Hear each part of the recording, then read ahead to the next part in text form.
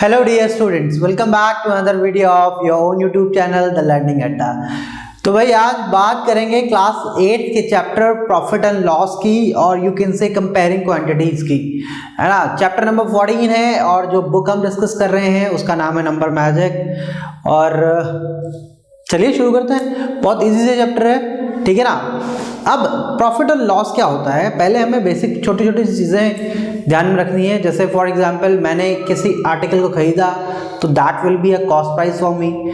जिसमें उसको बेच रहा हूँ वो हो जाएगा सेलिंग प्राइस, और जितने अमाउंट का उसमें टैग लगा है वो उसका होता है मार्क प्राइस। बेचा मतलब जितने में खरीदा उससे ज़्यादा बेचा तो प्रॉफिट, जितने में खरीदा उससे कम बेचा तो लॉस। उसी के बाद फिर उसको परसेंटेज निकालते हैं। बहुत सारे फॉर्मूला हैं लेकिन मैं किसी फॉर्मूला पर कॉन्सेंट्रेट नहीं कर रहा, क्योंकि हम बेसिकली चीज़ें क्या करेंगे वो ऑटोमेटिकली फॉर्मूला बन जाएगा, ठीक है ना। तो बुक है नंबर मैजिक और चैप्टर है 14, एक्सरसाइज 14A हम डिस्कस करेंगे आज। और बहुत सी छोटी छोटी चीज़ें जो आपको पहले से पता है, थोड़ा सा रिकॉल करा देता हूँ कि जैसे मैंने कहा मैंने कोई चीज़ खरीदी तो दैट इज़ कॉस्ट प्राइस, है ना भाई। अगर कोई चीज़ खरीदते हैं तो वो कॉस्ट प्राइस है और उसे मैं CP से रिप्रेजेंट कराऊंगा इस पूरे चैप्टर में। अब मैं अगर कोई चीज़ बेच रहा हूँ तो that will be a selling price for me, और सेलिंग प्राइस को इस चैप्टर में हम डिनोट करेंगे SP से, ठीक है। जो टैग उस पर लगा हुआ है दैट इज मार्क प्राइस। तो मार्क प्राइस का शॉर्ट फॉर्म हम यूज़ करेंगे MP, ठीक है भाई। तो ये सब चीज़ें यूज़ करेंगे। अच्छा, फिर मैंने कहा अगर सेलिंग प्राइस ज़्यादा है as compared to cost price तो it will denote I have profit. लेकिन अगर सेलिंग प्राइस कम है कॉस्ट प्राइस से तो मुझे हो जाएगा भाई साहब लॉस। बस इसी के इर्द गिर्द पूरी कहानी इस चैप्टर में घूमेगी और इसी को करना है हमें, ठीक है ना। तो एक्सरसाइज 14A की बात करते हैं, शुरू करते हैं, है ना।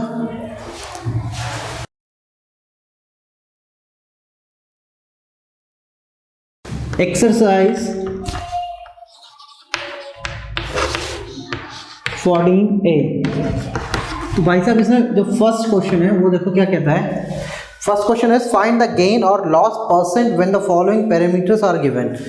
गेन और लॉस परसेंट निकालना है, ठीक है भाई। अब परसेंटेज हम कैसे निकालते हैं, जैसे मान लो मैंने कहा कि मेरे 500 मार्क्स आए आउट ऑफ 600, तो परसेंटेज क्या होगा 500 अपॉन 600 इंटू 100, ऐसे तो निकालते हैं, ठीक है। तो ऐसी चीज़ यहाँ पे भी करेंगे। फर्स्ट क्वेश्चन फर्स्ट पार्ट देखते हैं क्या है। In this we have given CP as rupees 12,500 CP है and SP is rupees 13,000। SP is rupees 13,000। तो भाई यहाँ जाहिर सी बात हमें दिख रहा है कि जो selling price is greater than cost price, तो यहाँ लिखेंगे हम since selling price is greater than cost price therefore profit is equal to selling price minus cost price। और भाई साहब selling price minus cost price अगर हम करेंगे तो ये आ जाएगा 13,000 माइनस 12,500 विच इज रुपीज 500, ठीक है भाई साहब, ये आ जाएगा। अब क्या है, हमें क्या निकालना है, percent profit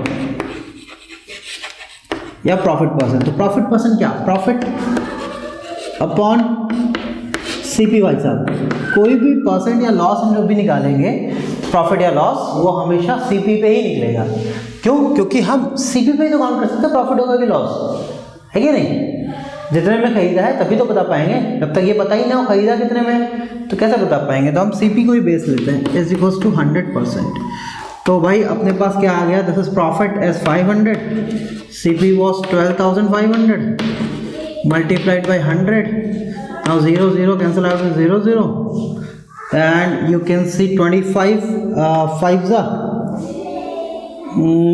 yeah 125 1s are 125 4s are, so it is 4%. So in overall transaction there is a profit of 4%, ठीक है। चलो सेकंड पार्ट आप खुद कर सकते हैं।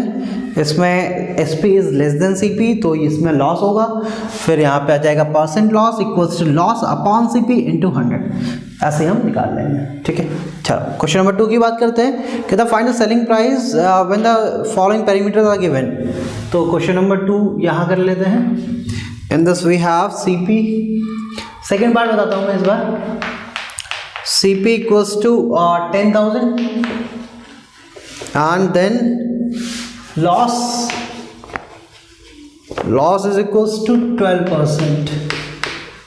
भाई साहब 12% का लॉस हो रहा है और कॉस्ट प्राइस आपका 10,000 रुपये।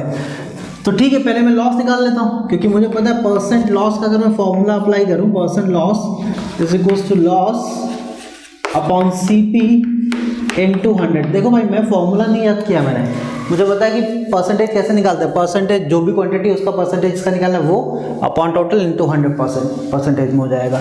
ठीक है, तो loss equals to I have we need to find loss, ये 12% है, upon CP is 10,000 into 100, 0 0 0 0 cancel out. तो यहाँ से इसको इधर ट्रांसफर करेंगे तो it will be 1200 equals to loss. तो लॉस अपने पास जो आएगा वो आएगा ₹1200। ठीक है, बस हो गया भाई, और क्या निकालना था? Find the selling price. Selling price निकालना है, तो सिंस लॉस हो रहा है तो it will be cost price minus selling price equal to loss. क्यों भाई, जब सेलिंग प्राइस कम होगी तभी तो लॉस होगा, और अगर सेलिंग प्राइस कम है तो उसको कॉस्ट प्राइस में सब्ट्रैक्ट कर देंगे। चलो, कॉस्ट प्राइस है मेरे पास 10,000, सेलिंग प्राइस मुझे निकालना है, इसको ऐसे ही रहने देता हूँ, इक्वल टू लॉस मुझे हो रहा है 1200 रुपये का। ट्रांसपोज कर लेते हैं तो it will be 10,000 minus 1200 is equal to selling price. 0 0 10 minus 2 is 8, और यहाँ बचा 9 9 माइनस 1 इज ऑल्सो 8। तो 10,000 इज सेलिंग प्राइस इज ₹8800। तो भाई साहब ये आ गया इसका सेलिंग प्राइस। ठीक है, चलो थर्ड क्वेश्चन की बात करते हैं। फर्स्ट पार्ट बिल्कुल ऐसे ही हो जाएगा, उसमें प्रॉफिट दे रखा है। तो क्वेश्चन नंबर 3 की बात करते हैं। क्वेश्चन नंबर 3 फर्स्ट पार्ट है कि find the cost price when the following parameters are given. अब यहाँ पे हमें कॉस्ट प्राइस निकालनी है, and it is given that selling price is equals to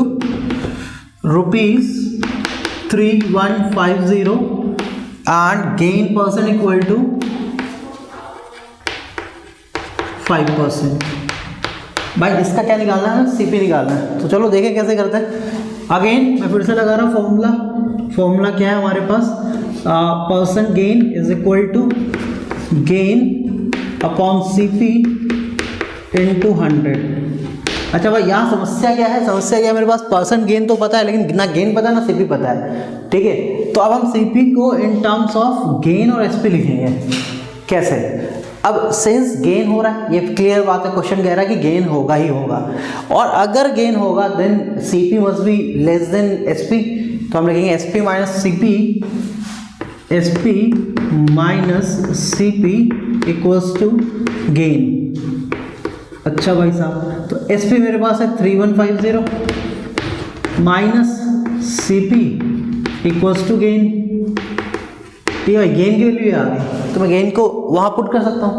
5% है तो it will be 5 equal to gain की जगह मैं पुट कर रहा हूँ 3150 minus CP upon CP into 100। ठीक है, 100 को इधर लेके आता है, इट इज़ 5/100 इक्वल्स टू, यहाँ पे मैं इन दोनों को अलग अलग करके लिख रहा हूँ, सेपरेट करके लिख रहा हूँ। तो ये क्या आ जाएगा? 3150 upon CP minus CP upon CP। तो भाई CP कैंसिल आउट हो गया। यहाँ पे इसको 1/20 लिख लेते हैं, equal to 3150 upon CP minus 1 को इधर लाओ तो ये हो जाएगा +1। 1/20 + 1 equal to 3150 upon CP। Solve कर लेते हैं तो ये हो जाएगा 21/20 is equals to 3150 upon CP।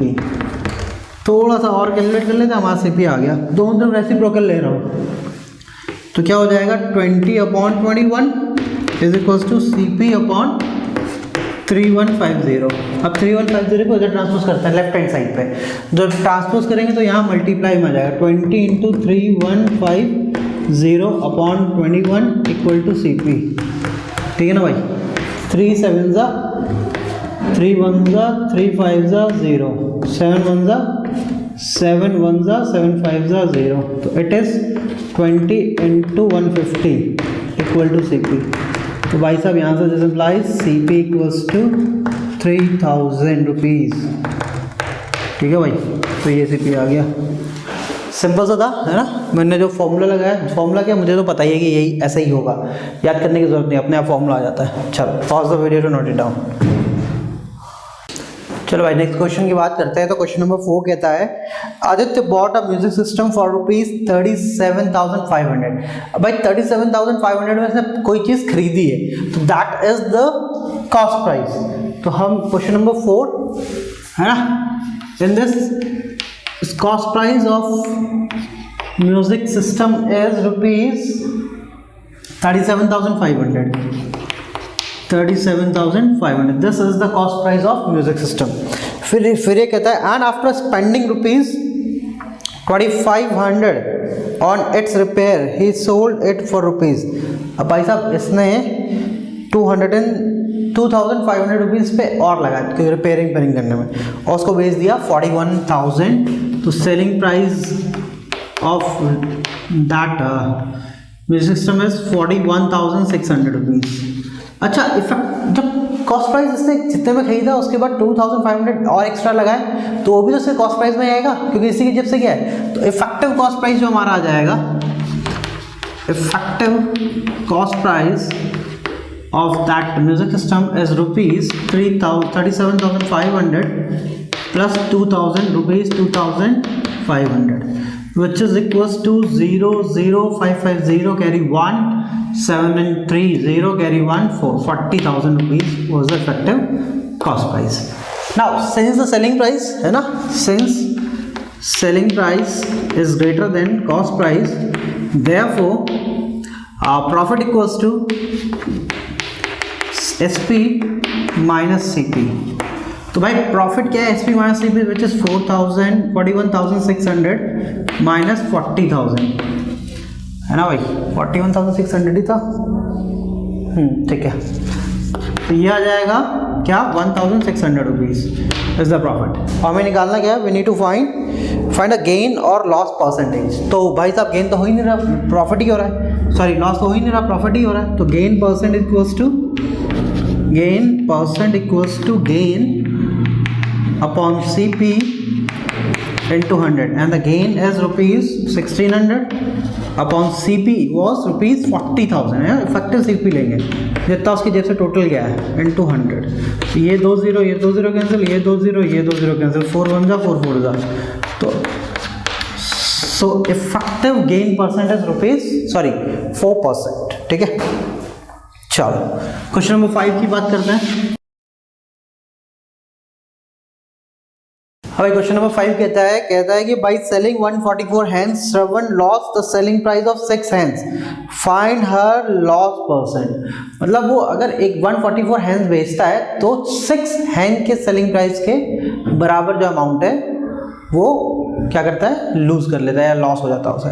तो भाई अगर एक हैंड का कॉस्ट प्राइस में 1 मानूं, सेलिंग प्राइस 1 रुपीज़ मानूं, ठीक है, तो 6 हैंड्स का सेलिंग प्राइस 6 रुपीज़ और 144 हैंड का सेलिंग प्राइस 144 रुपीज़, ठीक है। तो मतलब उसको 144 रुपीज़ मिला, है ना, और उसे लूज कितना किया 6, तो SP कितना हो जाएगा 150, सॉरी CP 150 हो जाएगा ना।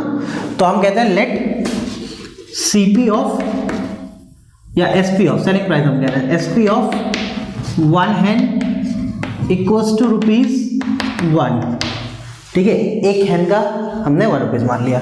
तो selling price of 6 hands is ₹6, 1 into 6, 1 hand पे लिख दिया हमने 6 hands, ठीक है भाई, 1 into 6 that is 6 rupees and selling price of 144 hands is equal to ₹144. Now this person is having a loss of selling price equal to 6 hands। तो जो इसका लॉस आएगा, लॉस इक्वल्स टू ATQ लिखेंगे, ATQ loss equals to ₹6, ठीक है। SP is ₹144, we can find CP then, तो formula क्या होता है, CP minus SP equal to loss, यही तो होता है। तो लॉस है तो CP में से SP घटा देंगे। CP कितना अपने पास निकालना है हमें, दिस इज 144 और लॉस हुआ है 6, तो CP कितना आ जाएगा 6 प्लस 144 विच इज 150, ये आ गया CP भाई साहब। ठीक है, तो अब लॉस परसेंट निकालते हैं। Percent loss is equals to loss upon CP into 100%। तो लॉस भाई साहब मेरे पास कितना हुआ है 6 रुपीज़ का upon 150 into 100, zero is cancel with zero, 3 2 ज़ा 6, 3 5 ज़ा 15 एंड 5 1 ज़ा 5 और 5 2 ज़ा 10, दिस इज 2 2 ज़ा 4%। So in this overall transaction he will have a loss of 4%। ठीक है भाई, चलो 6 क्वेश्चन की बात करते हैं। तो 6 क्वेश्चन कहता है Anuja purchase a second hand refrigerator for ₹9,800। तो भाई हम कहेंगे, मैं यार पूरी थ्योरी नहीं लिख रहा, I am just explaining the question, theory आप अपने हिसाब से लिख लीजिएगा। ये कहता है the cost price of the refrigerator is ₹9,800, so CP of the refrigerator is ₹9,800।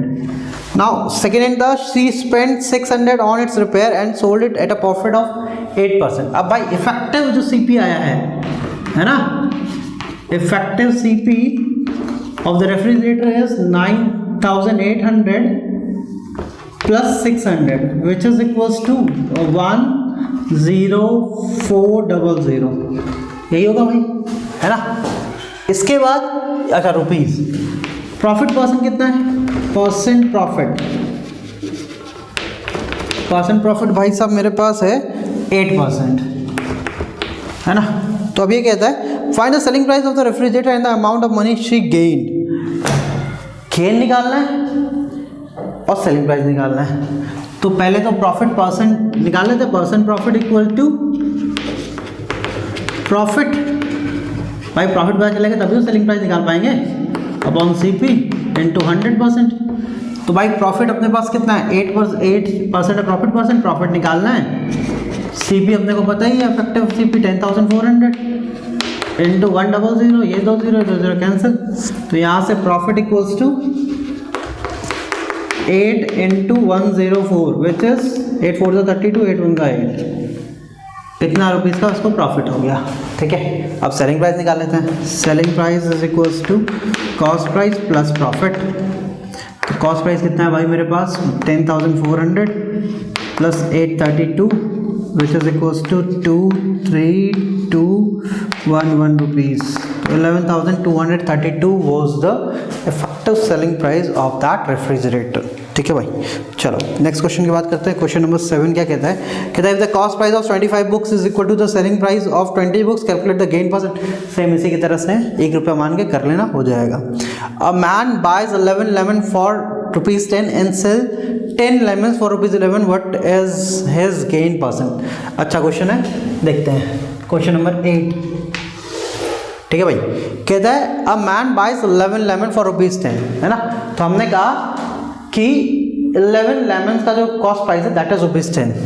तो हम लिखेंगे cost price of 11 lemons is equal to ₹10। तो भाई कॉस्ट प्राइस ऑफ 1 लेमन निकाल रहा हूं मैं, ठीक है, ये 1 है, इज ₹10/11। ठीक है भाई। अब इसी तरह से इसमें नेक्स्ट पार्ट क्या कहता है, 10 lemons for ₹, तो selling price of 10 lemons, selling price of 10 lemons is equal to ₹11 and the selling price of 1 lemon will be is equal to ₹11/10। अब भाई हम CP और SP को कंपेयर कैसे करें, जब तक इसके न्यूमरेटर या डिनोमिनेटर इक्वल ना हो। तो मैं डिनोमिनेटर इक्वल कर रहा हूँ, तो this can be written as 100/110, 10 से ऊपर से मल्टीप्लाई कर दिया। यहाँ मैं 11 से ऊपर से मल्टीप्लाई कर रहा हूँ, 121/110। अब कंपेयर कर सकते हैं कि मेरा सेलिंग प्राइस ज़्यादा है, कंपेयर कर सकते हैं ना। तो now since selling price is greater than cost price, therefore profit equal to profit equals to selling price minus cost price, and the selling price is 121 upon 110 minus 100 upon 110 equals to 21 upon 110। भाई ये इसका profit हो गया। अब profit percent निकालना है, तो percent profit is equals to profit upon CP into 100। तो प्रॉफिट भाई साहब मेरे पास 21 अपॉन 110 है, एंड CP जो था मेरा that was 100 upon 110 into 100। 110 110 cancel, तो I am left with 21 upon 100 into 100। 100 से 100 कैंसिल, क्या बच गया 21%।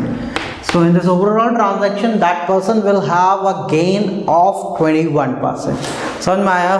सिंपल सी चीज़ है ना भाई। ये क्वेश्चन नंबर 5 और क्वेश्चन नंबर 8 बहुत इंपॉर्टेंट है, कॉम्पिटेटिव एग्जाम में भी बहुत पूछा जाता है ना, तो इनको ध्यान से समझिएगा अच्छे से। चलिए pause the video to note it down. चलो भाई अगले क्वेश्चन की बात करते हैं। क्वेश्चन नंबर 9 कहता है fruit vendor buys oranges at 6 for ₹10 and an equal number at 10 for ₹20. He mixes them and sell at ₹21.60 per dozen. Find his gain or loss percent। ठीक है ना भाई। तो पहले लिख लेते हैं the cost price of 6 orange. तो question number 9, CP of 6 oranges is equal to ₹10। ठीक है भाई, ये 6 ऑरेंजेस का CP है। देन अगेन CP ऑफ क्या कहते हैं ये 10 ऑरेंजेस खरीदे 20 रुपीज में। CP of 10 oranges is equal to ₹20, यानी यहां से CP ऑफ 1 ऑरेंज कितना आ गया ₹2 आ गया 20 अपॉन 10। लेकिन देखो क्वेश्चन कहता है सेम नंबर उसने खरीदे, यानी जितने 6 मॉर्निंग खरीदे थे तो 6 इवनिंग में भी खरीदेगा या जो भी दोबारा खरीद रहा है। तो CP of 6 oranges is equal to ₹2 into 6 which is 12 rupees में खरीदे। अब इसके बाद total number of CP of, देखो भाई टोटल कितना हो गया 6 इधर 6 इधर, यानी 12 ऑरेंजेस इक्वल टू रुपीज कितना, यहाँ 12 रुपीज दे रहा है, यहाँ 10 रुपीज दे रहा है। 10 प्लस ₹12 विच इज ₹22। ठीक है भाई, CP ऑफ 12 ऑरेंजेस आ गया। अभी हम बात करेंगे CP of 1 orange is equal to ₹22 upon 12 which is 11/6। तो 11/6 रुपीज क्या आ गया, एक का CP आ गया। अकॉर्डिंग टू क्वेश्चन, या अभी तक तो अकॉर्डिंग टू क्वेश्चन नहीं चल रहा था भाई साहब। सेलिंग प्राइस ऑफ 12 ऑरेंजेस है ना, इसे पर डजन के हिसाब से बेचे कितने ₹21.60, ये इसका सेलिंग प्राइस था। तो selling price of 1 orange is equal to ₹21.60 upon 12। भाई मैं कट कर रहा हूँ, 6 2 6 36, 6 3 18 पॉइंट लगा, और 3 6 6 36। ठीक है, पॉइंट हटाओ 0 इंक्रीज करो, तो ये आ जाएगा 36 अपॉन 20। 4 5 20, 4 9 9/5। तो भाई ये आ गया CP of 1 orange.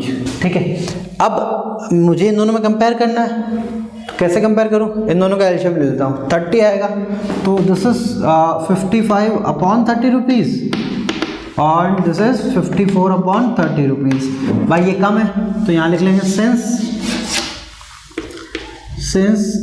SP is less than CP, therefore loss equals to CP minus SP। अब CP भाई मेरे पास कितना था 55 अपॉन 30 और SP कितना है 54 अपॉन 30। सॉल्व करूँगा तो this is 55 minus 54 upon 30 which is 1/30। This is loss.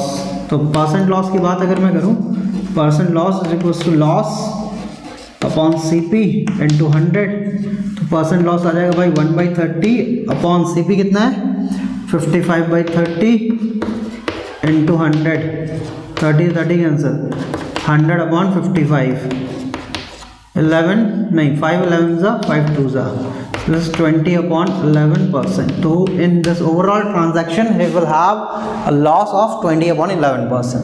ठीक है, चलो क्वेश्चन नंबर 10 की बात करते हैं। कहता है man sold a camera for ₹1710 losing 5%. At which price should he sell the camera in order to gain 5%? तो भाई बहुत आसान सा है, चलो देख लेते हैं। कहता है अ मैन सोल्ड, तो selling price of the camera लिख लेते हैं, है ना। Question number 10, selling price of camera is equal to rupees कितना है भाई 1710 और percent loss is equals to 5%। ठीक है, अच्छा तो let CP equal to ₹X, ये ले लिया।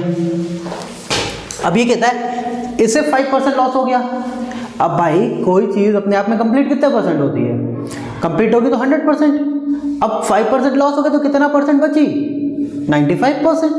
तो हम ये कह सकते हैं दिस इम्प्लाइज 95%, या इसको लिख ले 95% of CP is equal to selling price. यही तो कह रहा है, ये तो कह रहा है ना भाई कि 5% लॉस हो गया तो 95% of CP equal to SP बच गया। तो मैं यहाँ से 95/100 इंटू X, CP को X माना है, SP इज 1710, तो X equal to 1710 into 100 upon 95। इसको डिवाइड करते भाई, 5 1 एंड 5 9 और इसको ही उड़ा देते हैं, 5 2 नहीं 5 3 15, 5 4 20, 5 2 10।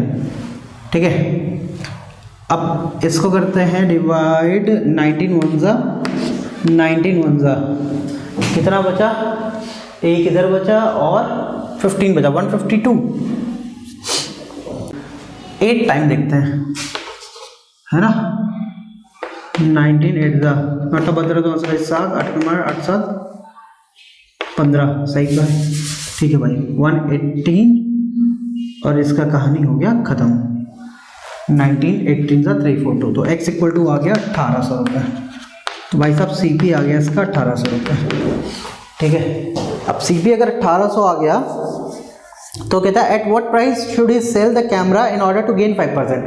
अब भाई 5% गेन करना है। अब आप लोग कर तो वैसे भी सकते थे जैसे अभी तक करते हुए आ रहे थे हम लोग, है ना, कि आप 5% एक्स्ट्रा निकालना है, या यहाँ पे पहले 5% निकाल लेते, फिर उसको सिर्फ SP में ऐड कर देते तब CP आता, लेकिन मैं ऐसे कर ले रहा हूँ डायरेक्टली।